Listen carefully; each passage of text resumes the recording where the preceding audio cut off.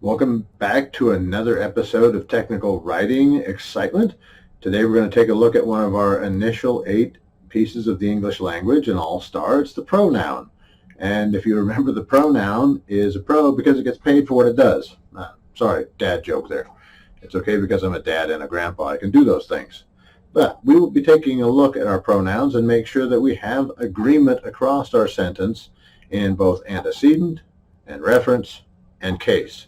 Okay, so let's dive in. We've got a slide deck as usual, and let's see what we can learn. Hold on.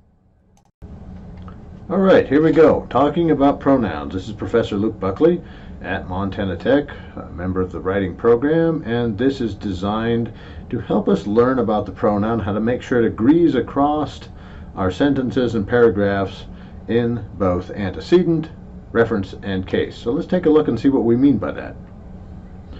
Pronouns, we learned, are words that refer to other words or phrases. And we have usage issues that can crop up. Okay?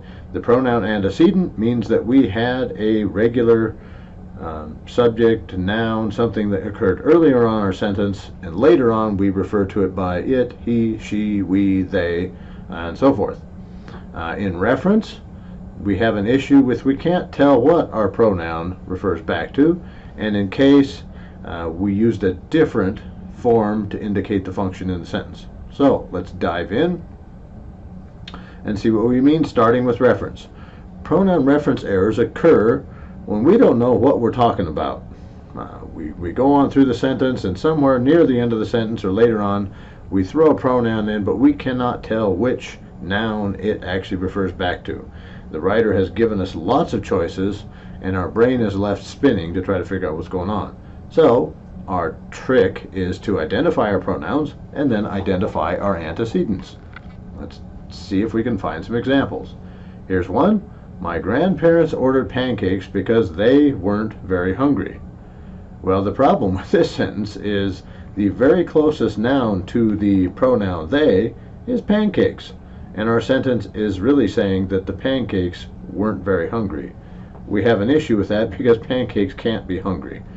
Grandparents can, so let's see if we can fix this grammar a little bit.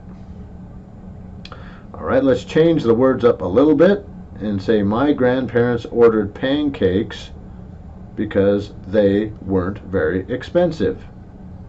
This makes more sense because the pancakes can be expensive or not. You see that difference? Now we're sticking with the grandparents theme here, and we've switched to playing cards. So, my grandparents like playing cards with their neighbors because they aren't very competitive. Well, who is not very competitive? Are the grandparents or the neighbors? Let's see how we can fix that. My grandparents like playing cards with their neighbors because they aren't very competitive. This fixes it because we add their neighbors, and they refers back to neighbors. That's the closest thing. Or we can change it and say my grandparents like playing cards with their neighbors who aren't very competitive. Who aren't very competitive modifies the previous noun, neighbors. That makes more sense to our brain. Or we can add the phrase as a parenthetical up very close to my grandparents. My grandparents, who aren't very competitive, like playing cards with their neighbors who are also not very competitive. Okay? So we just sit around playing cards and drinking iced tea and having fun because nobody is winning and nobody is losing. The game never ends. Right, so that's reference. Pronoun antecedent agreement. Remember we said we write our sentences sometimes, we have nouns in the beginning and pronouns at the end, and we can't figure out which is referred to. Again, we identify our pronouns and our antecedents, and we have to determine the gender and number of each. In this case, each pronoun has to agree in gender, he, she, or it, and number, singular or plural. I'm sure I've got some examples here. Trombones might be very loud, but it was drowned out last night by the cheering of the crowd. All right, it is our antecedent pronoun, and it's hard to figure out what is going on, isn't it? Okay. we assume that the antecedent it refers back to trombones. But in this case, trombones is plural. It is singular. Now, you could fix this by saying trombones might be very loud, but they were drowned out last night by the cheering of the crowd. That makes more sense to our brain. Let's look at another one. The table is wobbly because one of her legs is shorter than the other. Well, this doesn't make any sense because tables do not have gender. I know we name ships as females and things like that, but in reality, a table is genderless. So we would say the table is wobbly because one of its legs is shorter than the other, and that would make sense. Now, my mom and dad, they have a disagreement or agreement about lots of things, but in this case, the sentence says, my mom and dad have an agreement about sausage pizza. He picks off the sausage, and she eats it. He, obviously referring back to dad, and she, obviously referring back to mom. That's the only thing we've been given with male and female here. And she eats it. Here is where we have a problem understanding agreement. Does it refer back to sausage, or does it refer back to pizza? You could fix this by saying, my mom and dad have an agreement about sausage pizza. He picks off the sausage and she eats them. Are we talking about sausages? It comes back to author meaning. So fix it in a way that makes sense. I'll leave this one up to you to puzzle for a little bit. Now, our last example is pronoun case. This refers to the different forms a pronoun can take and how it operates in the sentence. We have three forms for our pronouns. They can be a subject, an object, or possessive. And the sentence quite often turns on the author's true meaning of what they were writing. Now, I've put a case on this picture. It's a piece of equipment. Case used to be a company that made farm implements. I drove their combines way back in the day when I worked for farms. They went into business with International, so now it's International Case, Case International. They went from orange to red because International is red. This will help you give you a picture, keep it in your mind. So let's take a look at some examples here. For pronoun case, this is a table of the options we have. For subjects, we can have I, we, you, he, she, it, they, who, or whoever.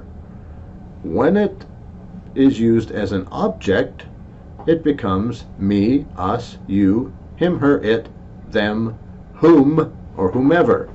And remember, we talked about making sentences. Sentences are created by subject, verb, direct objects, and then we can have possessives that come in there. My, mine. If you've been around a toddler or baby, they know that word very well. Mine, mine, mine, mine. Our, ours, your, yours. His, her, hers, its. Notice the difference there. There is no two forms of the possessive his's. Right? It's just his. Their and theirs and whose. Some examples. If we use it in the subject form, we lived in a rented house. Okay? We don't have a real noun here. We have a pronoun right away. So we assume that the we refers to the author and their point of view.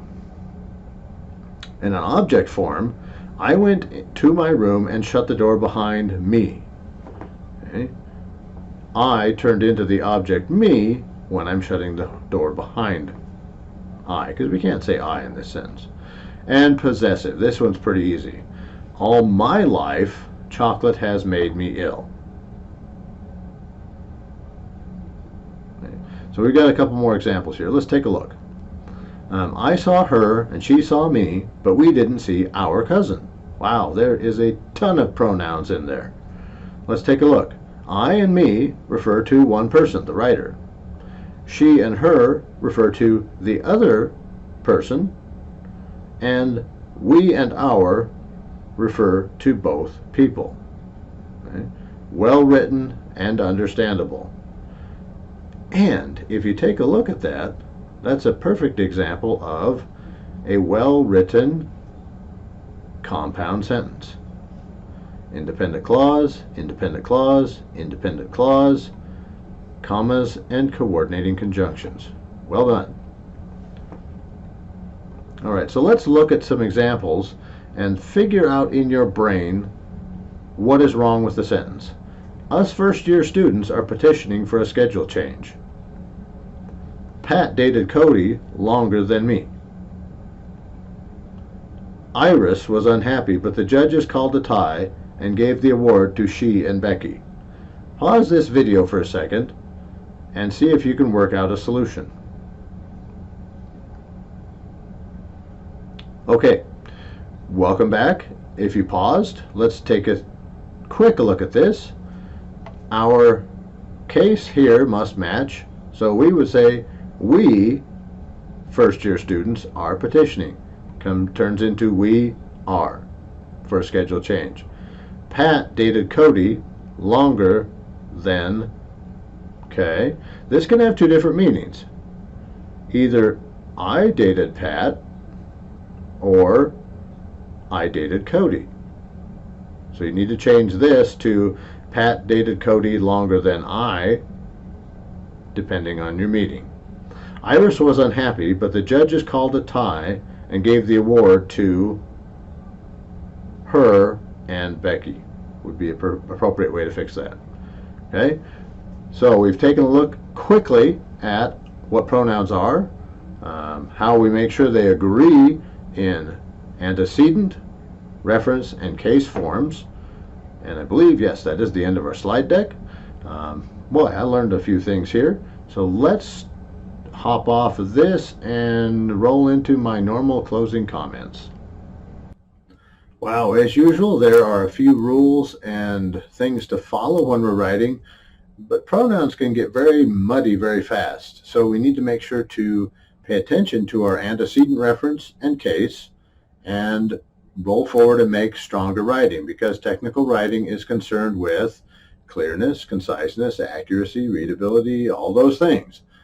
So hopefully you've added another tool to your toolbox, and let's stay tuned for our next episodes. Professor B signing out.